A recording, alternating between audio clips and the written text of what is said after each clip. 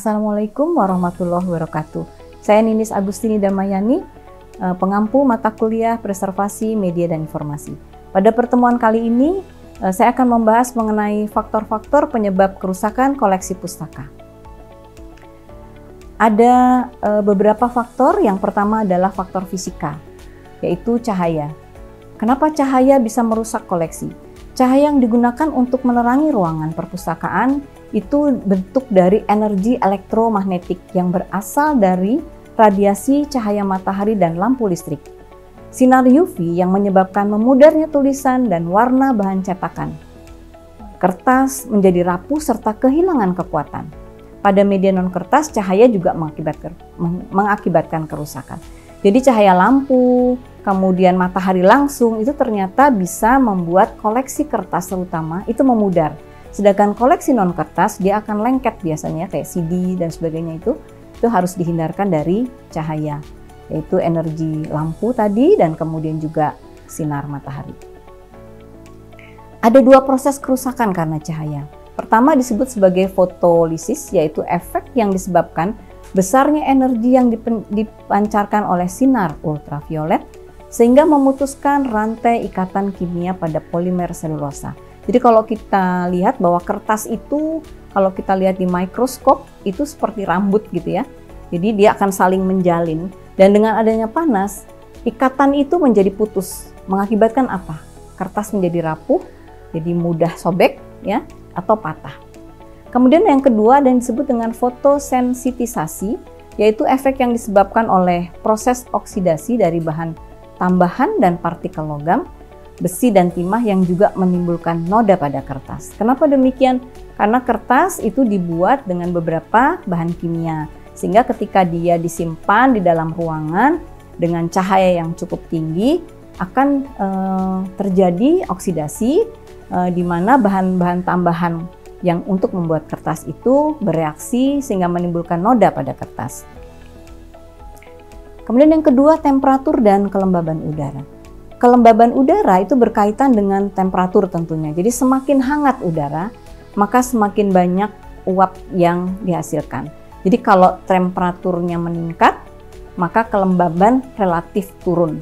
Jadi kalau semakin panas, ya lembabnya turun. Tapi ini mengakibatkan, tadi kalau kita kaitkan dengan cahaya, kalau temperaturnya tinggi, tadi ya bisa mengakibatkan koleksi itu menjadi rapuh. Tapi kalau kelembaban udaranya yang tinggi, ini bisa menyebabkan jamur tumbuh dengan cepat. Jadi kertasnya terlapisi jamur. Sini dijelaskan temperatur yang terlalu tinggi menyebabkan koleksi kertas menjadi regas, mudah patah. Tapi kalau kelembaban udaranya tinggi di atas 70%, jamur tumbuh subur. Jadi biasanya kalau media non kertas juga jadi susah diakses karena dia lengket ya. Kemudian yang kedua, kalau tadi faktor fisika, sekarang faktor kimia, yaitu dari bahan dasar kertas. Kertas itu pada dasarnya mengandung lignin atau asam yang terdapat dalam kertas karena penggunaan bahan kimia ketika proses pembuatan, seperti zat pemutih, alum rosin untuk sizing dan lain-lain, menyebabkan kertas berubah menjadi coklat. Jadi sebetulnya koleksi kertas nggak diapa-apakan, itu dia juga merusak dirinya sendiri karena memang bahan dasar pembuatan kertas itu mengandung banyak zat kimia. Kemudian polusi udara. Sumber keasaman itu juga diperoleh dari udara karena sifat kertas yang mudah menyerap gas-gas seperti sulfur dioksida, hidrogen disulfida, nitrogen dioksida, karbon dioksida, juga ozon dan amonia. Itu yang banyak ada di udara. Kertas itu menyerap semuanya. Karena kebetulan kertas juga mengandung zat kimia sehingga akan ada ada proses kimia yang menyebabkan kerusakan karena kertas asam. Jadi sebetulnya kertas cepat rusak itu karena ada lignin atau asam di dalamnya. Jadi selain merubah warna kertas, juga memutus rantai ikatan kimia pada polimer selulosa yang menyebabkan kertas kehilangan kekuatannya. Jadi sudah berubah warna, dia juga rapuh, regas, mudah patah. Pada media non-kertas, polusi udara menyebabkan masalah pada akses informasi. Jadi CD juga tidak bisa dengan lancar kita gunakan ketika dia sudah banyak terkena polusi udara. Ya. Kemudian tinta.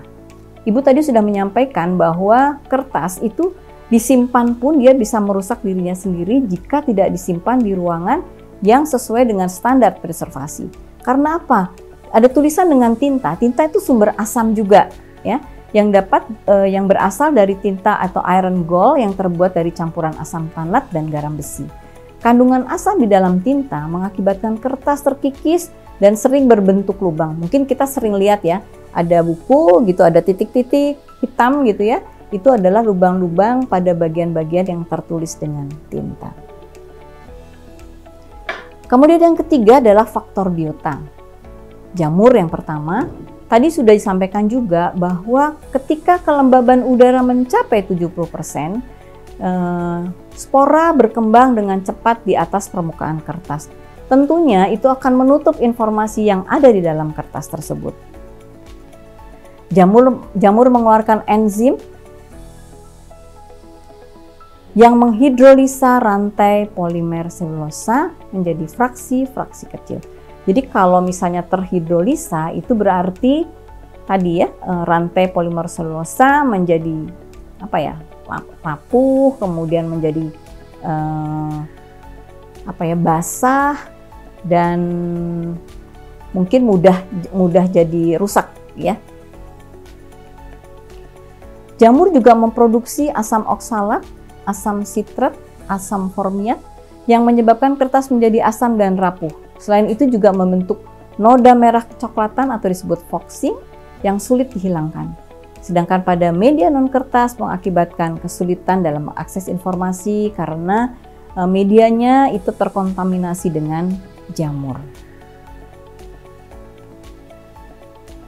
Baik, kemudian serangga seperti kecoa, ya, silverfish, rayap, book lice itu adalah serangga yang sering ada di sekitar koleksi buku kita, di perpustakaan atau di pusat-pusat informasi yang punya bahan dasarnya kertas. Ya.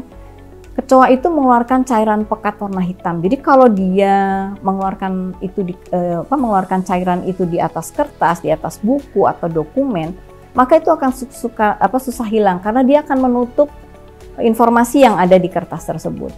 Kemudian silverfish, bentuknya warnanya silver, betul, segitiga ya. Dia biasanya meletakkan telur itu di kertas ya. Kalau misalnya kita punya kesempatan misalnya buka-buka buku yang disimpan dengan udara yang cukup tinggi itu biasanya banyak. Rayap, dia juga menghabiskan kertas dalam waktu singkat ya. Nah, ternyata rayap juga suka kertas. Kemudian ada juga book lice atau kutu buku, dia biasanya meletakkan telur pada kertas sehingga koleksi kertas kita, koleksi pustaka kita, buku, dokumen dan sebagainya itu menjadi rusak, menjadi kadang-kadang mereka juga membuat sarangnya di situ, kemudian akan menutupi juga informasi yang ada di kertas. Ada bookworm, meletakkan telur di kertas membuat lubang. Ada moth atau ngengat, juga mudwasps membuat sarang pada kertas. Jadi kalau buat sarang ya jadi berlubang-lubang, biasanya di pinggir tuh ya, di dekat di ujung biasanya ya, mereka membuat sarangnya. Binatang pengerat tuh tikus. Kita tahu tikus tuh suka bermain kertas. Jadi kalau kita tidak membersihkan, tidak melakukan pelestarian, mempreserve itu, maka kerusakan pada kertas karena tikus itu bisa terjadi. Ada faktor kesalahan penyimpanan, penanganan koleksi, yaitu penyimpanan, reproduksi, transit, dan penggunaan serta pameran. Jadi kalau nyimpennya tidak baik, tidak sesuai standar, itu tetap rusak. Reproduksi kayak fotokopi itu juga cahaya biasanya. Kemudian transit, yaitu memindahkan koleksi, sebaiknya menggunakan alat, tidak pakai tangan karena kekuatan tangan kita tidak tahu lagi, tidak tahu kekuatan kita, itu bisa jatuh. Kemudian penggunaan yang sewenang-wenang ya biasanya, kemudian pameran yang menggunakan cahaya, tadi kita tahu bahwa cahaya itu merusak. Kemudian ada faktor bencana, ya, tapi itu akan disampaikan pada kesempatan berikut, pada materi berikutnya. Sekian materi pada hari ini. Semoga bermanfaat. Wassalamualaikum warahmatullahi wabarakatuh.